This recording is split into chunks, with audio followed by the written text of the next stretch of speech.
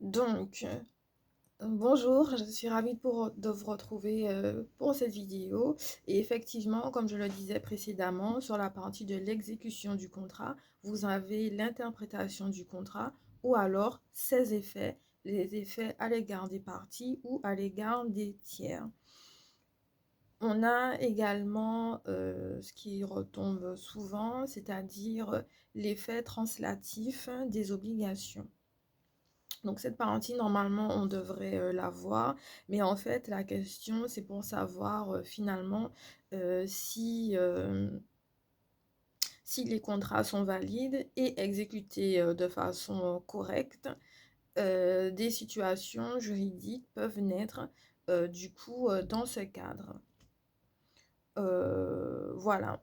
Et le fait aussi de pouvoir se situer dans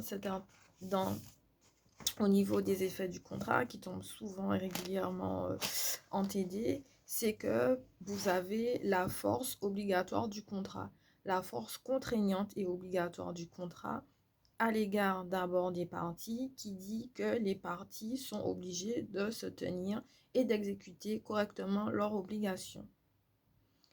Par principe, donc ça c'est le grand principe, la force obligatoire du contrat. L'exception, on l'a déjà vu dans l'arrêt Canal de Craponne, UAR, tout ce qui était révision et finalement le fait qu'on n'est pas obligé de se tenir au contrat. On peut le réviser, on peut le renégocier, on peut revoir certaines dispositions du contrat principal ou alors on peut réviser des clauses. Donc si on révise, on revoit, on renégocie, ça veut dire que par exception, on ne s'est pas tenu à ce que le contrat principal prévoyait. Donc ça, c'est une chose très importante à retenir. Voilà, donc là, c'était juste une petite mise au point.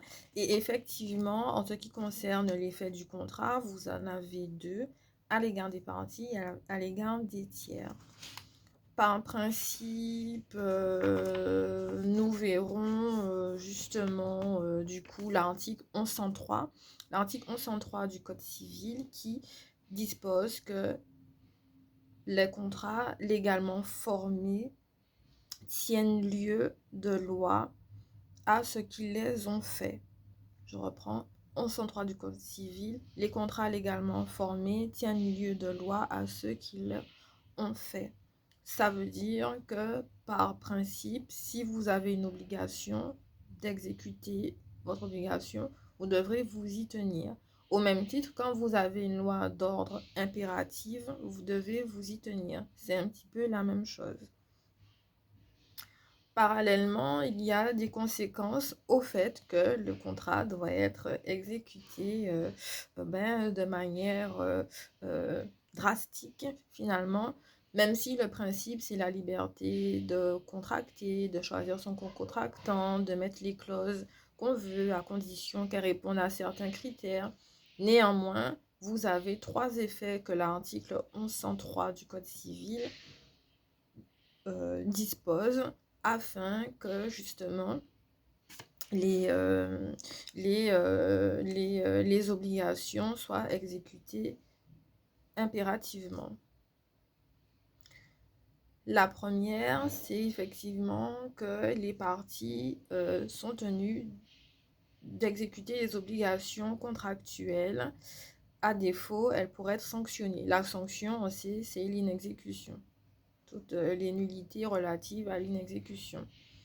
En deuxième lieu, les parties ne peuvent pas en principe modifier et révoquer unilatéralement le contrat.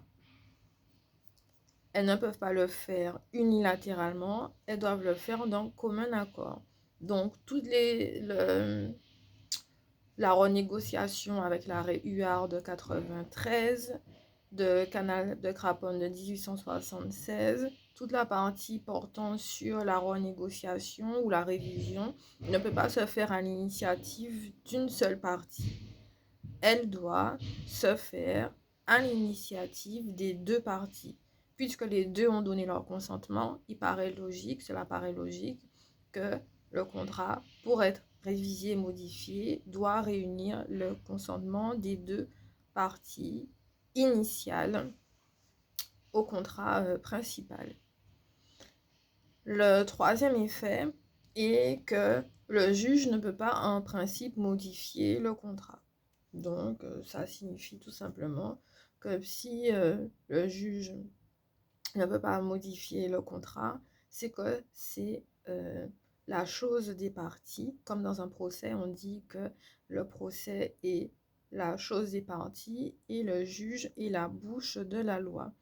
En d'autres termes, ça signifie que il ne peut pas s'immiscer dans la volonté des parties, ce n'est pas lui qui donne son consentement, mais par contre, si on se place au niveau de l'inexécution et pas de l'exécution, là, vous allez voir que le juge peut intervenir, notamment pour, comme on l'avait dit dans l'arrêt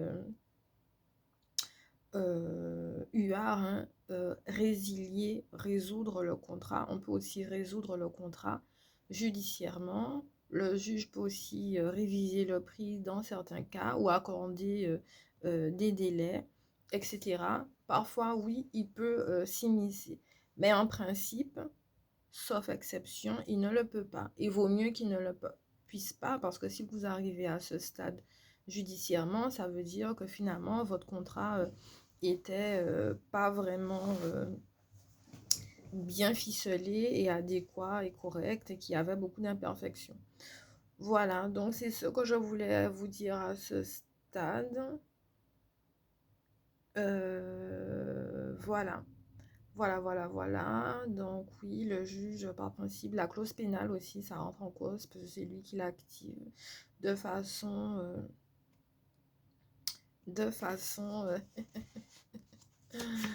facultative.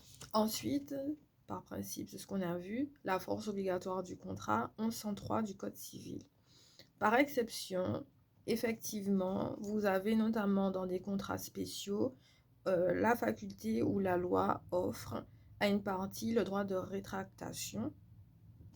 Ce droit de rétractation peut porter le nom de clause de dédit. C'est pas la première fois que j'emploie ce terme. Ce mécanisme est prévu à l'article 1122 du Code civil. Et effectivement, c'est pour voilà. C'est pour du coup dire que vous serez sanctionné du fait de l'inexécution. Parce que la force obligatoire du contrat n'a pas été tenue, alors vous avez la sanction qui s'y prête par cette clause de dédit.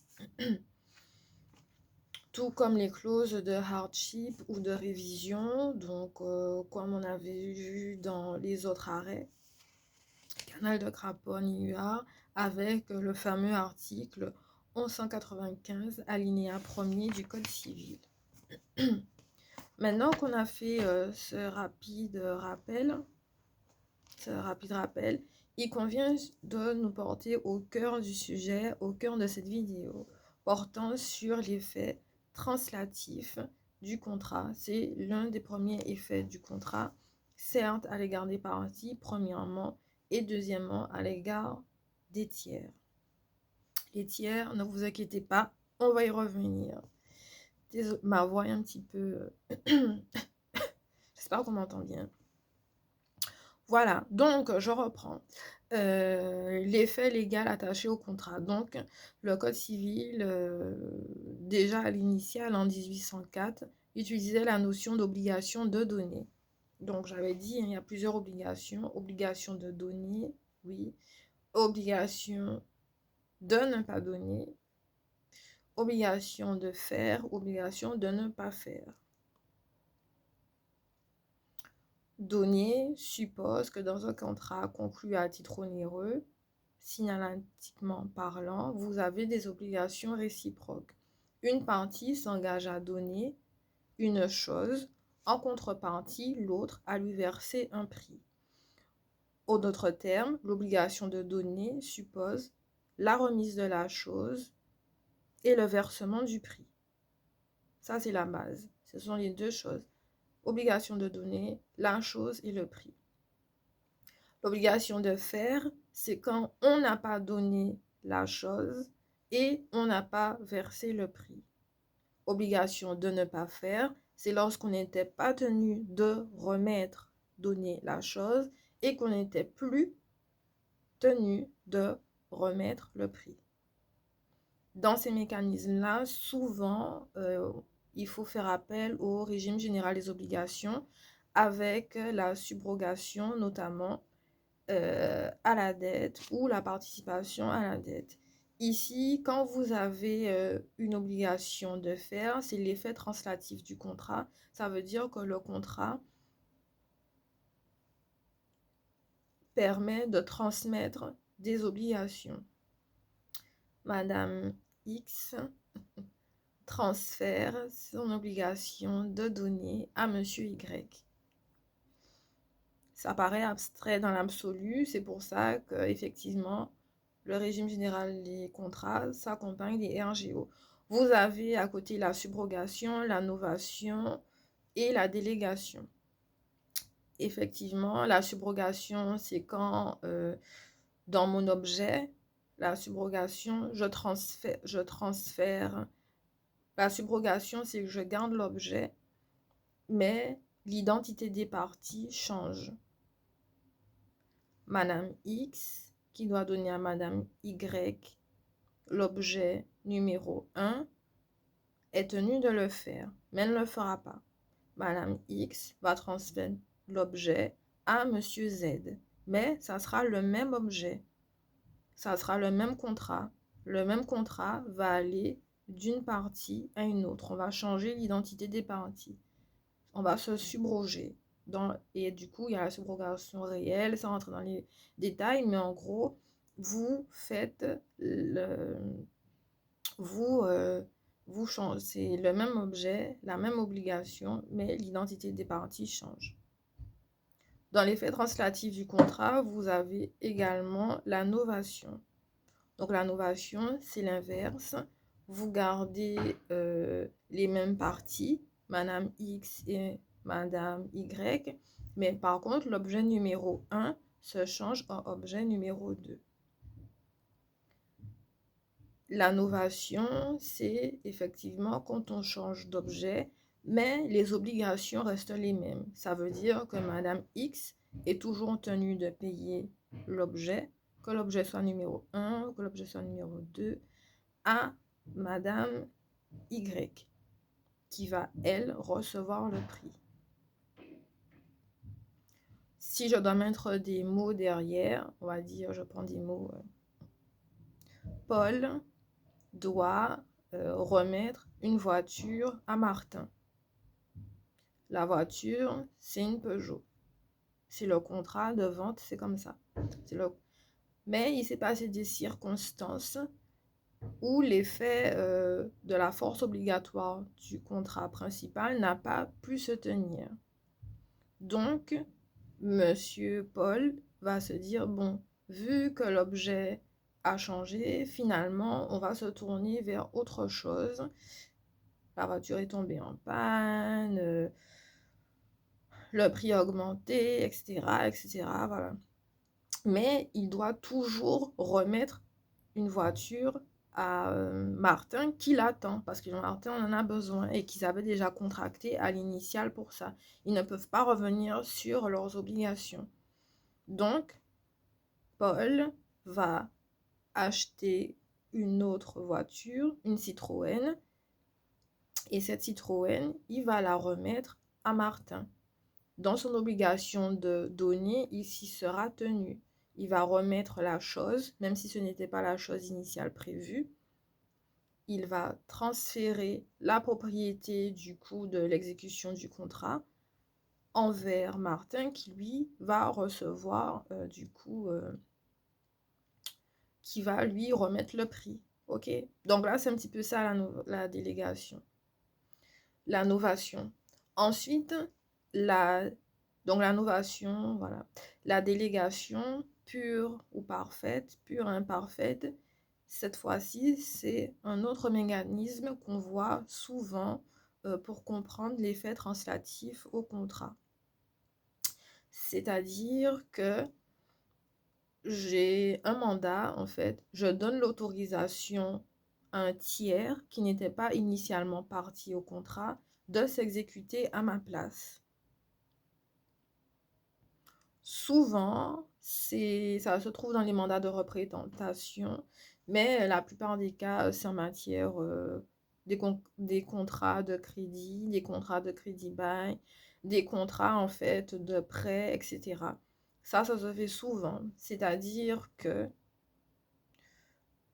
je ne suis plus solvable. Alors, je reprends. Monsieur A doit 5 000 € à Monsieur B. Monsieur A est devenu insolvable, il n'a plus les 5 000 €. Alors, Monsieur A va demander à Monsieur C de payer à sa place les 5 000 € envers Monsieur B qui attend toujours son obligation de recevoir le prix. À ce moment-là, ça sera une délégation. L'objet et l'identité des parties n'ont pas changé. Cependant, une partie ne peut plus transférer son obligation de donner en vue d'un élément incertain, en vue de son insolvabilité, alors elle délègue son obligation de donner à quelqu'un d'autre, alors même que cette partie n'était pas partie au contrat principal. C'est un petit peu ça qu'il faut retenir dans la délégation. C'est un petit peu ça qu'il faut retenir dans la novation et c'est un petit peu ça qu'il faut retenir dans la subrogation. Ce sont des mécanismes qui appartiennent au régime général des obligations et qui permettent justement d'articuler le droit des contrats principaux. Donc, dès qu'on vous dit effet translatif du contrat, vous devez avoir le réflexe à l'égard des parties, à l'égard des tiers. Les parties doivent s'y tenir parce que c'est la force exécutoire du contrat qui est prévue par l'article 1103. Ensuite, le contrat peut aussi avoir des effets à l'égard des tiers. Et le grand effet qu'il y a à l'égard des tiers, c'est lorsque les deux parties qui devaient se tenir à leur obligation principale de donner ne l'ont pas fait. Elles ne l'ont pas fait et à raison de leur inexécution de donner, de faire, cet empêchement a eu des conséquences sur les tiers, donc les autres personnes qui n'étaient pas initialement parties au contrat. Donc, je m'explique avec un exemple. On va reprendre l'exemple de la voiture. J'hésite, je reprends l'exemple de la voiture. On va reprendre les deux exemples, je verrai comment je vais voir. Du coup, l'exemple de la voiture, Monsieur Paul a acheté la voiture, la Citroën, et finalement, il a changé l'objet sur le contrat. Au lieu d'écrire Peugeot, il a mis Citroën. Et il a donné à Martin qui a reçu, etc., le prix, la voiture, nanana. Donc, jusque-là, ça va. Qui a reçu, voilà. Donc, Paul donne le prix, Martin reçoit la voiture. Jusque-là, ça va. Mais en raison de l'inexécution du premier contrat principal, peut-être que le premier concessionnaire, qui s'attendait à ce qu'on garde la même marque de voiture, a eu des conséquences. Que les salariés ont eu des conséquences et que les personnes qui avaient accordé le crédit, la banque qui avait accordé le crédit pour acheter la voiture aussi a eu des conséquences. La Peugeot était moins chère que la Citroën était plus chère que la Peugeot, il y a un manque à gagner, ils avaient déjà conclu un contrat de prêt, donc du coup ils se trouvent lésés. Et du fait, du coup, de l'inexécution de ce contrat, ils en ont des effets, mais des effets négatifs. Bon, juridiquement, ça ne se dit pas, des effets négatifs. Mais bon, des effets, du coup, qui, portent atteinte à leurs droits, à leurs droits et leurs intérêts pécuniaires. OK? Donc, à ce moment-là, on peut se dire qu'à cause de l'effet translatif du contrat du fait de l'inexécution des parties principales qui ont changé l'objet, les tiers, ceux qui n'avaient pas contracté initialement, s'en trouvent fortement impactés, s'en trouvent fortement lésés. Eux, ils peuvent agir en justice sur le terrain du droit commun, du fondement du Code civil, et surtout grâce au mécanisme que je vous ai dit, subrogation pour reprendre leurs créances ou la délégation pour reprendre leurs créances, pour pouvoir justement demander à ce qu'ils soient payés. Ça veut dire que vous avez contracté un prêt avec une première banque et que après on se rend compte que vous avez changé les termes du contrat. Une voiture de telle marque, ça peut être aussi une voiture qui devient une maison, hein. C'est vraiment l'objet au sens du droit des biens, un bien matériel qui est devenu un bien immatériel, peu importe. Et là, du coup, comme vous en êtes impacté, parce que le contrat principal, c'était un contrat de vente, mais la vente s'est faite avec un contrat secondaire, et ce contrat secondaire, c'est un contrat de prêt. Le prêt, finalement, pour contracter un prêt, il faut être solvable, techniquement. Du fait du changement d'objet, on a du coup entraîné une insolvabilité, une incapacité de payer, et donc vous pouvez ester en justice afin de retrouver finalement votre créance, la créance qui est due. Est-ce que ça veut dire que le contrat numéro 1 a été résilié? Non, le contrat numéro 1 n'a pas été résilié. Il a été modifié. Résilié, c'est quand le contrat n'existe plus. Parce que là, c'est pas une raison de nullité, parce qu'ils n'ont pas exécuté leur contrat. Il n'y avait pas de nullité de fond ou de forme. C'est juste que l'objet, dans le fond, n'a pas pu répondre finalement, n'a pas pu répondre à ce que légitimement l'autre partie s'attendait à recevoir. En gros, c'est ce genre de mécanisme qu'il faut comprendre pour pouvoir étudier l'effet translatif du contrat. Alors, moi, c'est vraiment la version simplifiée, hein. Donc, prenez un bon bouquin, essayez de vraiment vous mettre à fond dessus. Et voilà. Donc, le droit de propriété est accordé à M. Martin. Monsieur Paul avait sa propriété de la voiture, il a transféré à Monsieur Martin. Voilà. A avait la propriété, non, B c'est le créancier, A c'est le débiteur et C c'est le tiers. B avait était le propriétaire. Donc en droit on dit la notion d'usus, d'abusus et de fructus. C'est des termes latins. Et la nue propriété. Ça, c'est ce qu'on voit en 3e année, je crois, en droit des biens. L'usus, l'abusus et le fructus. Je perçois les fruits de mon activité. Je donne les fruits de mon activité et j'utilise les fruits de mon activité. En gros, c'est ça. Et donc, l'article 1196, alinéa 2, prévoit justement ce grand transfert translatif de propriété. J'ai ma propriété parce que j'ai un droit qui m'est acquis, tout simplement par la force obligatoire des contrats, et je le donne à quelqu'un d'autre. Je le transmets à quelqu'un d'autre, à un autre débiteur, à un autre créancier. Je change l'objet de l'obligation de payer. Donc, au lieu que ça soit une créance de 500 €, ça sera une créance de 8 000 €. Au lieu que ça soit une voiture bleue, c'est une voiture verte. Au lieu que ça soit une voiture, c'est une maison, etc.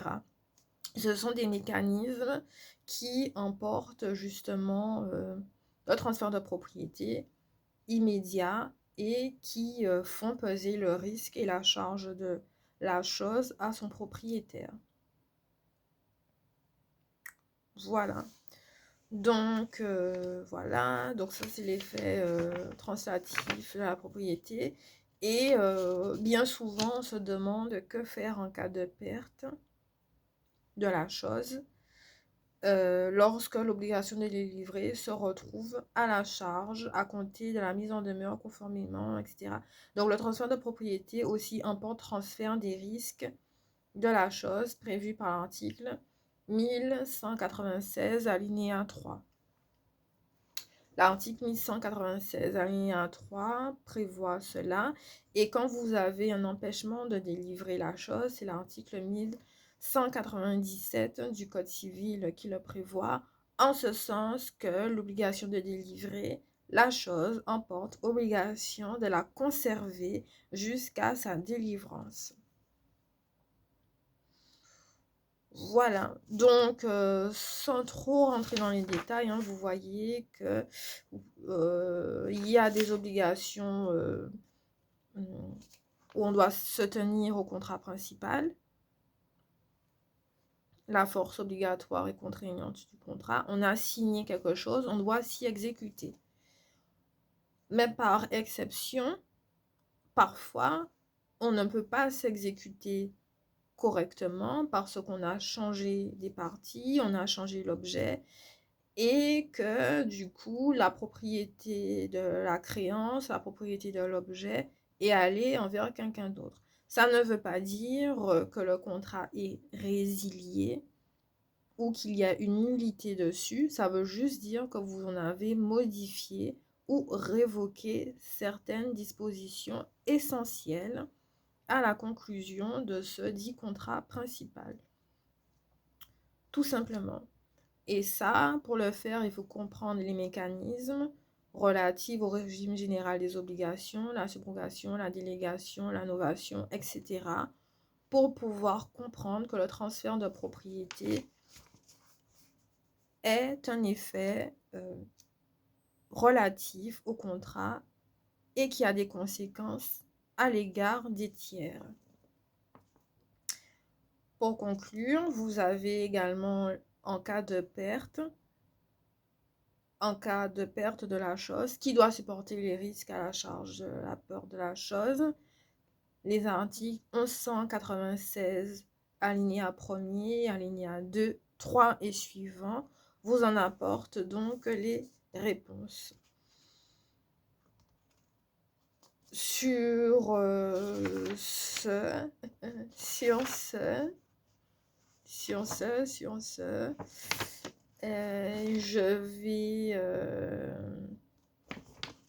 je vais conclure cette vidéo et la compléter par une seconde, toujours sur le même thème. Voilà, à très vite.